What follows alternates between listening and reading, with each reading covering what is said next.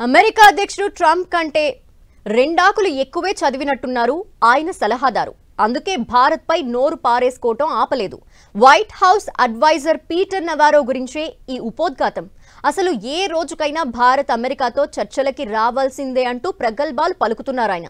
అంతేకాదు అమెరికాతో కాకుండా చైనా, రష్యాతో కలిసి వెళ్తే ముగింపు చాలా చెడుగా ఉందంటూ బెదిరించే ప్రయత్నం చేశారు.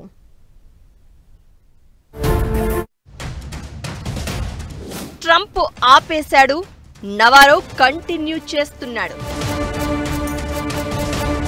భారత్ బ్లడ్ మనీ సంపాదిస్తుందంటూ ఏడుపు. అమెరికా భారత్ పై నోరు పారేసుకోవడం ఆపడం లేదు. అధ్యక్షుడు ట్రంప్ ఈ మధ్య కాస్త తగ్గినా వైట్ హౌస్ సలహాదారు పీటర్ నవారో మాత్రం తన నోటి దురుస్తనం మానలేదు. వరుసగా భారత్ పై వంకర మాటలు మాట్లాడుతున్న నవారో తాజాగా ఎప్పటికైనా భారత్ దిగి రావాల్సిందేనంటూ వాగేశారు. అసలు రష్యా, భారత్, చైనాకి అమెరికా తప్ప వేరే దిక్కులేదన్నారు.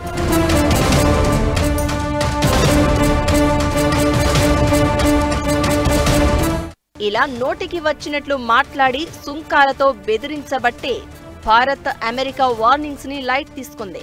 మొత్తంగా సుంకాలను వదిలేసి ఇతర దేశాలతో వాణిజ్య సంబంధాల కోసం ప్రయత్నిస్తోంది. ఈ నేపథ్యంలోనే అసలు వాస్తవం గుర్తించే ట్రంప్ అనవసరంగా తొందరపడ్డాను అనే ధోరణిలో మాట్లాడడం ప్రారంభించారు. ఆయన ఆపాడు అనుకుంటే ఇదిగో ఇలా ట్రంప్ అడ్వైజరీ తగులుకోవడం ప్రారంభమైంది. అమెరికా దిగుమతులపై ఏ దేశం వెయ్యనంత సుంకాలు వేస్తుందంటూ టాకాలు వేస్తున్నారు. ఇదేదో కొత్తగా కనిపెట్టినట్లు మాట్లాడుతున్నారు. ఇవన్నీ ఆల్రెడీ ట్రంప్ మాట్లాడినవే. అయినా తానేదో కొలంబస్ లా ఫీల్ అయిపోతూ భారత్ పై ఒంటి కాలిపై లేస్తున్నాడు పీటర్ నవారో.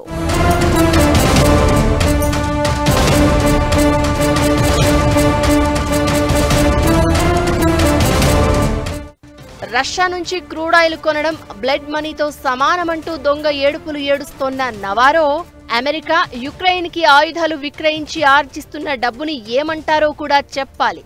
అమెరికాతో Japan, South Korea, Philippines, Indonesia deals కుదుర్చుకున్నాయని, భారత్ కూడా ఆ దిశగా దిగి వస్తుందని ఓవర్ యాక్షన్ చేశాడు. అలా కాకుండా రష్యా, చైనాలతో పొత్తు పెట్టుకోవాలి అనుకుంటే భారత్కు మంచి ముగింపు ఉండదంటూ తీవ్ర హెచ్చరికలు చేశారు. అసలు ఆ ట్రేడ్ డీల్తో భారత్కి నష్టం ఉంది కాబట్టే కుదరడం లేదని అందరికీ తెలుసు. అది వదిలేసి ఊరికే ఇలా ఊకదంపుడు ఉపన్యాసాలతో భారత్ బెదిరిపోదని గుర్తించాలి. ఇప్పటికే ట్రంప్ 25 సార్లు ఇండియాపై అక్కసు ప్రదర్శించినా భారత్ మాత్రం ఎక్కడా బ్యాలెన్స్ తప్పలేదు. ఇది గుర్తించకుండా ఊరికే నోరు పారేసుకుంటే అమెరికా సరైన సమయంలో కోలుకోలేని మూల్యం చెల్లించాల్సి రావచ్చు.